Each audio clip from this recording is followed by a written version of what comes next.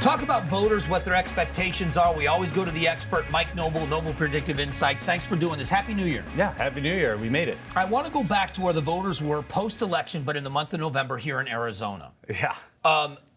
The President Trump, is up 24 immigration and border, national security plus 18. So right after the election, it looks like, at least in those two areas to start with, voters in Arizona are very optimistic about what he's going to do. Yeah, when it comes to the pocketbook issues, Arizona's, we asked them what their expectations are. We know what happened in the election, but why and what are they looking towards? And so they're very much optimistic on the pocketbook issues, but also immigration and the national security aspect. I mean, they're feeling pretty good about an incoming Trump administration. When you look at polling data, I know what you're not surprised by Republicans being very positive about him and Democrats being negative, but how much do those party not declared voters weigh your polling? I mean, how much weight do you give them? Well, yeah. Well, in Arizona, they're about roughly 1/3 of the vote here, actually larger than Democrats actually in size, and so they actually are more so on board. So like you basically have Republicans over here, Democrats over here, independents for the most part on just about almost all issues. They're about right in the middle between the two, but overall, the independents are feeling pretty good about the expectations for Trump. And looking at this on the immigration issue, immigration and border, the independents were pretty heavily saying they believe that Trump's going to do a better job. Do you think that's kind of what swung them over? Or is it the economy? Is it a combination of both? Yeah, so we saw in the postmortem is that it was really issues. Like Trump was talking about the right issues, especially here in Arizona, because of the 6 battleground swing states, no surprise that Trump did the best of all the 6 in the state of Arizona, because the issue-wise it was inflation, jobs and the economy, and immigration, which voters said they trust Trump on that issue. Or Harris had threats to democracy and abortion, which are important issues, but not as important. They're number 3 and number 5 issues. So, what changed? Because surprised a lot of people, myself included, that Biden won Arizona in 2020. So now we see this significant win for Trump.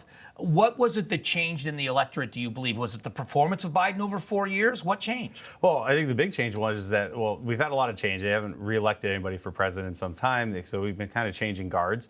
But also remember, Ruben Gallego, Democrat, won. Yeah. And he did the best of any Democrat in the battleground swing states.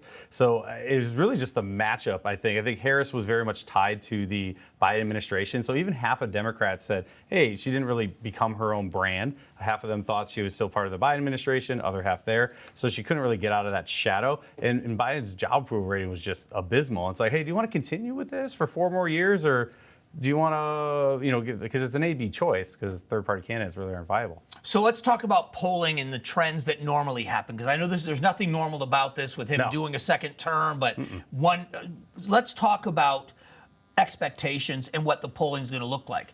If we don't see the tax cuts solidified, if we don't see something significant with criminal aliens in this country, what happens in your next poll? Oh, absolutely. So I think that's why the next year or so are going to be a huge test for Trump, and also the slim majority in the Congress that the Republicans have. They have a very small majority over there. And so they need to really come through with some wins on this America First agenda. If they do, I could absolutely see Trump being the next Ronald Reagan.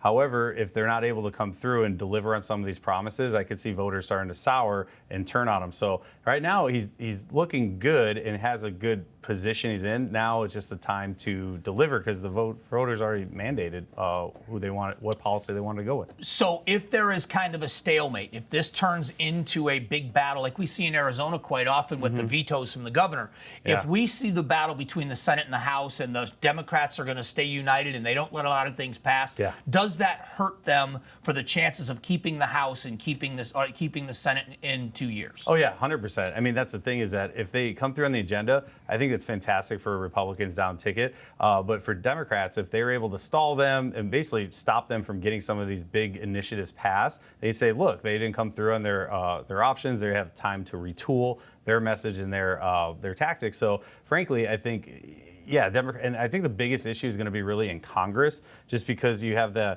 different factions of the Republican Party, and they only have, you can count on one hand how many member seat advantage they have. So I think really Congress, if they can get it together, Republicans can be united, they could absolutely set the course for them for the next decade or so, or we just go back to changing hands like we've been doing. I always appreciate the expertise, and I can't wait to see the polls as the year goes on. Thanks for coming down. Thanks for having me, Mike. We'll be back.